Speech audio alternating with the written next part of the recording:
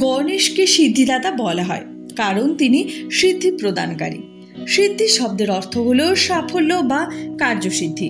হিন্দু ধর্ম মতে কোনো শুভ কাজ করার আগে অথবা নতুন কিছু শুরু করার আগে গণেশের পুজো করা হয়, কারণ বিশ্বাস করা হয় যে গণেশ পুজো করলে সেই কাজে কোনো বাধা আসে না এবং তা সফলভাবে সম্পন্ন হয়।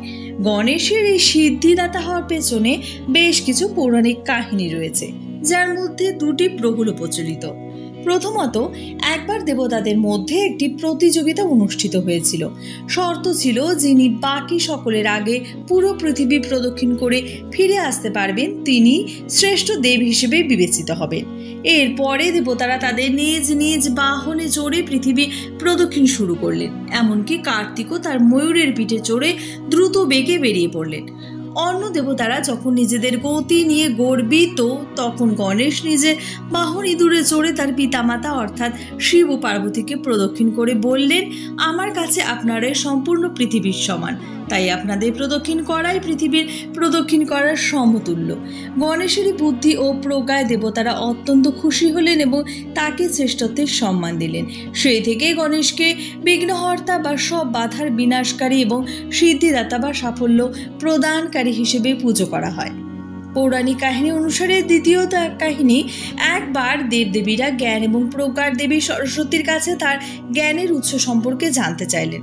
সরস্বতী জানালেন তার জ্ঞান আসে গণেশের কাছ থেকে, যিনি সকল জ্ঞান ও সাফল্যের উৎস।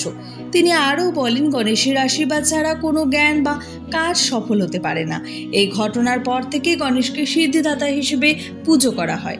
সিদ্ধিদাতা হিসেবে গণেশের পুজো কিভাবে প্রভাব ফেলে সাধারণ মানুষের জীবনে তা আমরা জেনে নিই। আত্মা, আস্থা ও আত্মবিশ্বাস।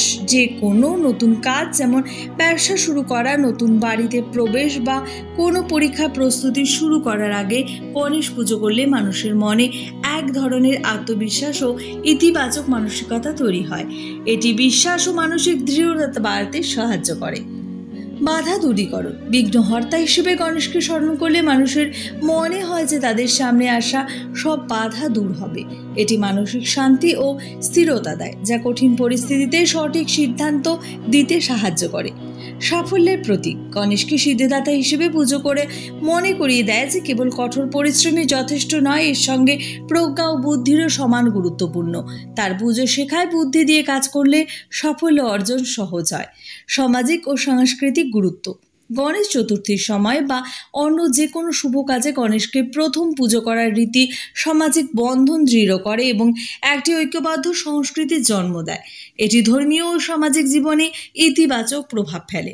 সংক্ষেপে বললে বলা যায় যে গণেশকে সিদ্ধিদাতা হিসেবে পুজো করা কেবল একটি ধর্মীয় প্রথা নয়, বরং আস্থা, প্রজ্ঞা এবং ইতিবাচক মানসিকতার প্রতীক, যা মানুষকে তাদের জীবনের পথে সফল হতে অনুপ্রাণিত করে। এরকমই অজানা কোনো পৌরাণিক ঘটনা, অজানা কাহিনী বা যে কোনো জানা অজানা জিনিস জানতে এখনই জানা জগৎ চ্যানেলটিকে সাবস্ক্রাইব করে লাইক, কমেন্ট এবং বন্ধুদের সাথে শেয়ার করুন। ভালো থাকবেন, সুস্থ থাকবেন। ধন্যবাদ।